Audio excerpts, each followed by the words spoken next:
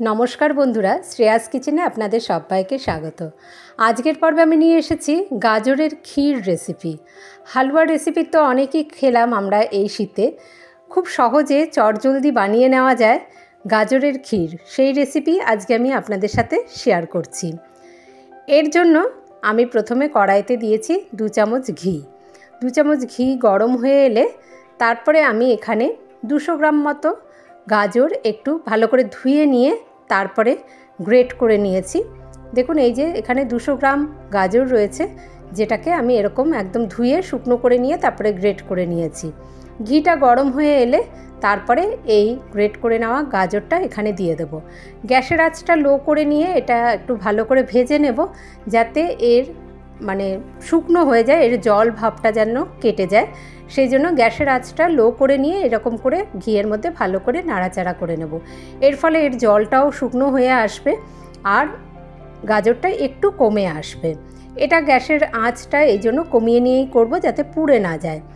আর এখানে আমি 1 চামচ ভিজিয়ে রাখা চাল নিয়েছি আর 7-8টা কাজু বাদাম নিয়ে নিলাম। সামান্য একটু দুধ দিয়ে এটাকে একটা দানাদার পেস্ট বানিয়ে রেডি করে রাখবো।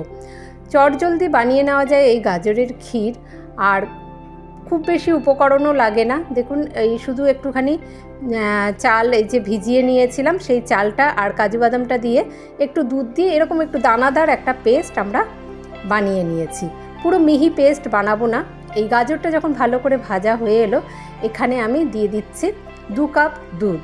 দুধের পরিমাণটা চাইলে আপনারা আরেকটু বেশিও ব্যবহার করতে পারেন, তবে গাজরটা বেশ ভালোভাবে এখানে আমার ঘিয়ের মধ্যে ভাজা ভাজা হয়ে গিয়েছে। তারপরে আমি এখানে 2 কাপ দুধ ব্যবহার করেছি। একটা এলাচ একটু থেতো করে দিয়ে দিলাম আর একটুখানি কেসার দিয়ে দিচ্ছি। এটা না দিলেও চলবে, একটুখানি কেসার দিয়ে দিলাম, এটা অপশনাল, এতে একটু গন্ধটা ভালো আসে, সেই জন্য ব্যবহার করেছি।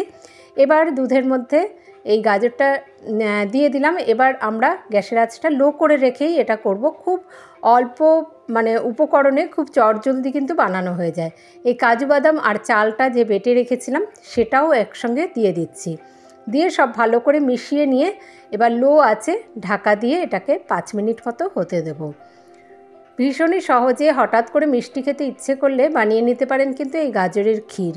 গাজরের হালুয়া রেসিপিও এর আগে আমি বহুবার আমার চ্যানেলে পোস্ট করেছি, তো শেয়ার করেছি আপনাদের সাথে। এটা গাজরের ক্ষীর, এখানে শুধু এই যে চালটা ব্যবহার করা হয়েছে যেহেতু একটুখানি, সেই জন্য এই 5 মিনিট মতো এটাকে রান্না করে নিলে কি হয়, ওই চালটাও কিন্তু ভালোভাবে সিদ্ধ হয়ে যাবে, যেহেতু চালটা খুব মিহি পেস্ট করে নিই। এবারে এখানে আমি দিয়ে দিচ্ছি 1/4 কাপ চিনি।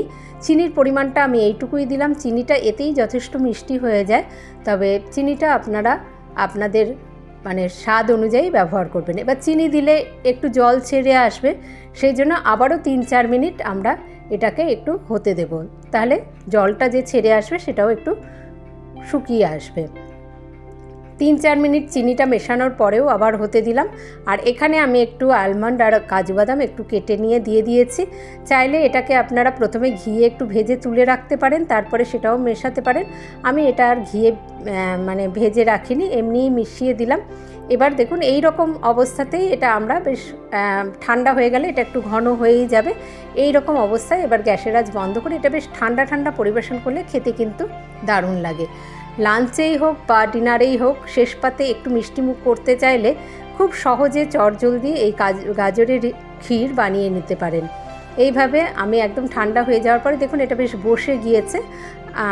এই রকম সময়ে আমি এর উপরে একটু আলমন্ড কুচি আর পেস্তা কুচি ছড়িয়ে পরিবেশন করে দিলাম।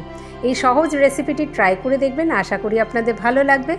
ভালো লাগলে একটি লাইক অবশ্যই দেবেন, আর আমাকে সাপোর্ট করতে চ্যানেলটিকে সাবস্ক্রাইব করতে ভুলবেন না। যে সকল বন্ধুরা আমার পাশে আছেন তাদেরকে অসংখ্য ধন্যবাদ জানিয়ে আজ আসি।